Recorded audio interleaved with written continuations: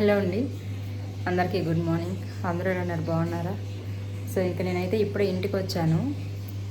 December 12 మా అన్న చనిపోయింది. ఇంక ఈరోజు 19 డేట్ అయితే ఈరోజు వచ్చాను. సో మొన్న ఒక రోజు వచ్చేసి వెళ్ళాను. ఇంకా అర్జెంటుగా ఇంట్లో ఎట్లంటే అట్లా పెట్టేసి వెళ్ళున్నానని చెప్పేసి ఇంకా మళ్ళీ ఇప్పుడైతే ఈరోజు వచ్చానమాట. కొంచెం బ్యాంక్లో వర్క్ అవి ఉంది, చూసుకొని వెళ్ళాలి. కొంచెం మనీ అర్జెంట్ ఉంది, దానికోసం అని చెప్పేసి ఇంకా అక్కడ హెల్ప్ చేసే సిచ్యువేషన్ కూడా మాకు ఇంకెవరు లేదు కాబట్టి ఇంకా నేనే ఇంకా డబ్బులు అది రెడీ చేసుకుందామనేసి కొంచెం బ్యాంక్కి వెళ్ళే పని ఉంటే ఇంకా గోల్డ్ తీసుకెళ్దామని చెప్పేసి ఇంటికి వచ్చాను. సో ఇంకా కొంచెం ఇంట్లో కూడా బట్టలు ఎక్కువగా ఉన్నాయి, వేసుకోవడానికి లేవన్నమాట మా వారికి. కొంచెం అవి ఆయన డైలీ కూడా ఇక్కడికి వస్తాడు మార్నింగ్, పిల్లల్ని తీసుకొని అన్నీ అక్కడ చేసిస్తే తీసుకొచ్చి స్కూల్లో డ్రాప్ చేసి మళ్ళీ ఆయన ఆఫీస్కి వెళ్ళి మళ్ళీ ఈవినింగ్ అక్కడికి వస్తారనమాట. చాలా పనులు ఉన్నాయి మాకు కూడా, అక్కడ చేయడానికి ఎవరు లేరు, మేమే అన్నీ చేసుకోవాలి. ఇంకా ఎవరైనా మా మామ వాళ్ళు అట్లా కొంచెం ఒకప్పుడప్పుడు అట్లా హెల్ప్ చేస్తున్నారు. ఇంకా ఒక్కదాన్నే మేము, మా వారు నేనే చూసుకోవాలి అన్నీ కాబట్టి ఇంకా అట్లా గందరగోళంగా ఉండి ఇంక మెయిన్గా అక్కడే ఇల్లు పెయింటింగ్ పోయడము ఆ పనులన్నీ ఉంటాయి, తెలిసిందే కదా. ఇంకా అవి చేసుకుంటూ ఉన్నాము. సో బట్టలు లేవు మా వారికి. ఇంక సరే ఇంకా అక్కడికి తీసుకెళ్ళి ఉతకడం ఎందుకులే, ఇక్కడ వాషింగ్ మిషన్కి వేసేద్దాము, ఇంకా బ్యాంక్లో కూడా వర్క్ ఉంది, ఈవినింగ్ అయిపోతుంది వెళ్ళడానికి అని చెప్పి వచ్చాను. సో ఇవన్నీ కూడా మిషన్కి వేసి ఆరేసేసి దాని తర్వాత అయితే బ్యాంక్కి వెళ్ళాలి. సో నేను కూడా ఇంకా వెళ్ళి కొంచెం ఫ్రెష్ అప్ అయ్యేసి రావాలి. ఇంకొక 1 వీక్ అండి, క్రిస్మస్ రోజు అంటే డిసెంబర్ 25కి పెద్ద కర్మ అంటే దినాలు అంటారు కదా, అది పెట్టుకున్నాము. సో ఇంకా అది అయిపోయిన తర్వాత మళ్ళీ నేను ఇక్కడికి వస్తానమాట. అంతవరకు అక్కడే ఉంటాను, ఇన్ని రోజులు కూడా అక్కడే ఉన్నా, ఇంకా దివసాలు తీరేంత వరకు కూడా ఆడే ఉంటాను. ఎందుకంటే అమ్మ వాళ్ళని ఒంటరిగా వదిలేసి అయితే రాలేను కాబట్టి ఇంకా నా సిచ్యువేషన్ కూడా బాగాలేదు. సో అందువల్ల నేను ఇంకా తప్పదు, పాప కూడా 10th, కొంచెం ఇబ్బంది అవుతుంది. సో అందుకే ఇంకా దివసాలు తీరేదాకా అక్కడే ఎట్లో గట్లా అడ్జస్ట్ చేసుకుందామని ఇంకా ఉన్నానన్నమాట, అన్నీ చేసుకుంటూ. ఇంక ఇప్పుడైతే 25కి క్రిస్మస్ రోజు దినాలు పెట్టుకున్నాం, దివసాలు. సో అది చూడాలన్నమాట ఫస్ట్. అది అయిపోయిన తర్వాత మళ్ళీ ఇంకా చాలా ఉన్నాయి బాధ్యతలు, రెస్పాన్సిబిలిటీస్. సో అవన్నీ కూడా చూడాలి. ఇంకా ఇదన్నమాట. ఇంకా అమ్మ వాళ్ళని అయితే ప్రస్తుతానికి చూపించే సిచ్యువేషన్లో నేను లేను, ఎందుకంటే మా అమ్మ కోలుకోవడానికి చాలా రోజులు పడుతుంది, అంత ఈజీ కాదు. తెలుసు ప్రతి ఒక్కరికి తల్లి ఆవేదన, బాధ, ఆ పేగుబంధం ఎలా ఉంటుందని. కాబట్టి నేను తర్వాత మాట్లాడతాను మీ అందరితో కూడా క్లియర్గా. నేను అమ్మ వాళ్ళని కూడా తర్వాత చూపిస్తాను. అండ్ చాలామంది అడుగుతున్నారు కదా, అక్క మాకు వీడియో పెట్టండి అక్క, మేము కూడా చూస్తాము, మేము అంత దూరం రాలేకపోతున్నాం మిమ్మల్ని ఓదార్చడానికి అని చెప్పేసి. సో వీడియోస్ అనేది నేను జస్ట్ ఇంకా నా బ్రతుకు తెరువు ఇదే కదండి. సో నేను దీంట్లో సంపాదించే నేను మా అమ్మ వాళ్ళని చూసుకోవాలి కాబట్టి నేను ఇంక ఇవి షూట్ చేసుకుంటున్నాను. కానీ మళ్ళీ దీంట్లో కూడా తప్పులు ఎత్తకండి, నా పరిస్థితి అర్థం చేసుకోండి. మాకెవరు ₹1 సహాయం చేసేవాళ్ళు లేరు. 10 రూపాయలు మాకు ఇచ్చి మా అమ్మ నాన్నని చూసుకోండి అని, మమ్మల్ని చూసుకోవాలి అంటే ఎవరు మాకు 10 రూపాయలు ఇచ్చి సహాయం చేసేవాళ్ళు లేరు. కాబట్టి మేమే సంపాదించుకోవాలి, మా అమ్మ నాన్నని మమ్మల్ని మేమే చూసుకోవాలి, 3 పూట్ల మేమే తినాలన్నమాట. సో అది మీకు అర్థం అవుతుంది. దయచేసి నేను వీడియో షూట్ చేస్తున్నాను మాత్రం తప్పుగా అనుకోవద్దండి. చూడండి, అన్న చనిపోతే కూడా వీడియోలు చేస్తున్నానని చెప్పేసి అయితే తప్పుగా అనుకోవద్దండి, నా పరిస్థితి అర్థం చేసుకోండి. సో నేను ఇది చేస్తేనే 3 పూట్ల మా అమ్మ నాన్నకు అన్నం పెట్టి నేను చూసుకోగలుగుతాను. సో అందుకే నేను చెప్తున్నా, ఇదన్నమాట. ఇంకా వీడియో కంటిన్యూ అవుతుంటుంది, చూస్తూ ఉండండి. నేను మిగతా అన్నీ కూడా ఇంకా రాబోయే రోజుల్లో వీడియోలు అయితే షేర్ చేస్తూ ఉంటాను. అండ్ ఇంకా వీలైనంత వరకు అక్కడ కూడా వీడియోలు షూట్ చేస్తాను. అండ్ దినాల రోజు కూడా కొంచెం కుదిరినంత వీడియో షూట్ చేస్తాను, అది కూడా నా సిచ్యువేషన్ బట్టి. ఓకేనా అండి? సో ఇది వీడియో అయితే చూస్తూ ఉండండి.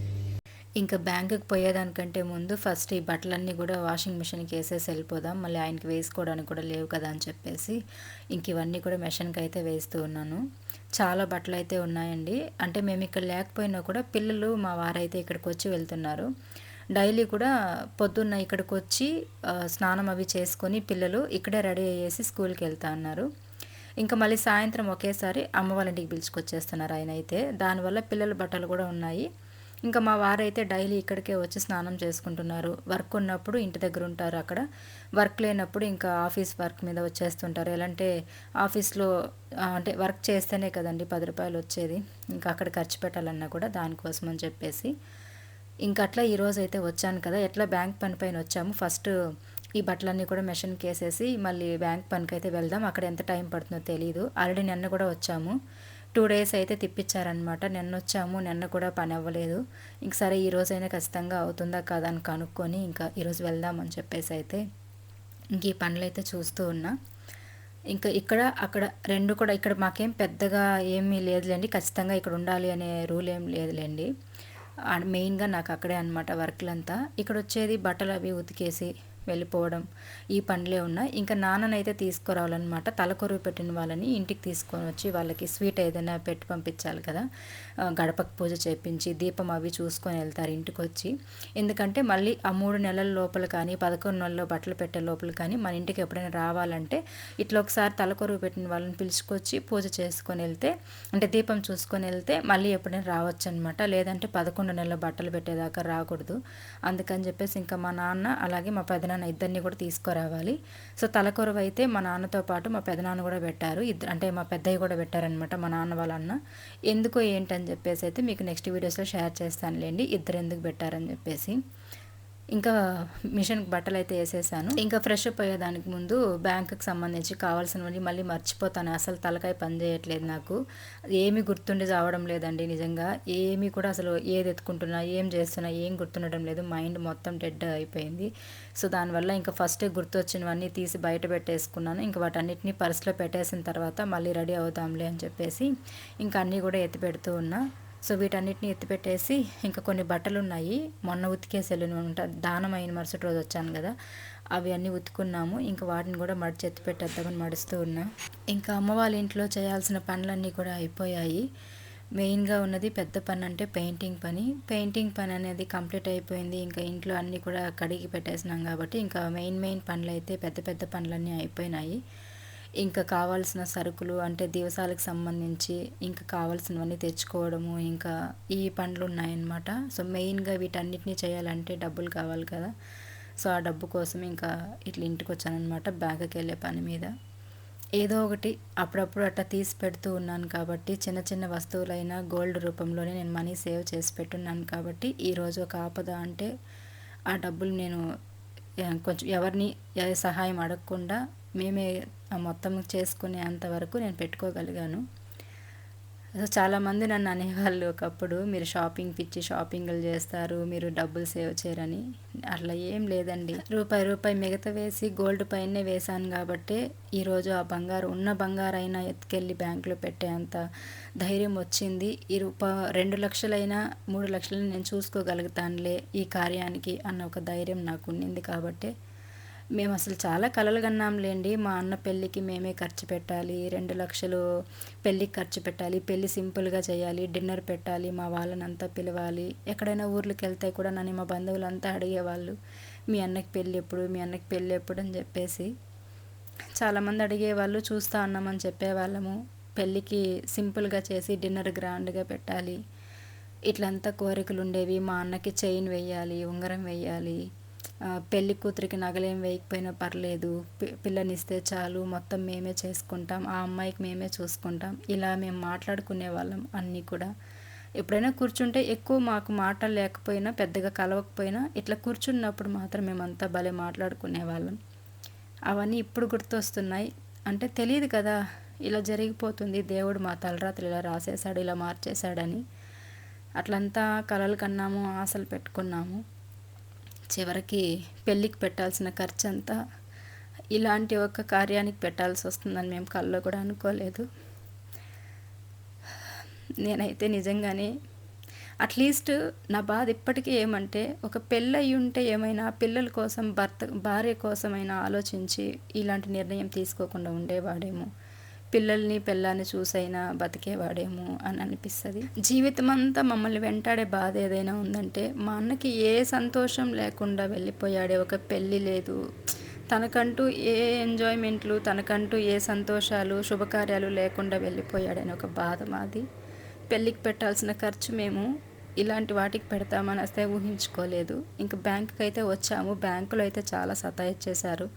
పొద్దున్న ఎప్పుడో వస్తే 11 గంటలకో 12 గంటలకో బ్యాంకుకి వెళ్తే సాయంత్రం 5 వరకు పట్టిందండి.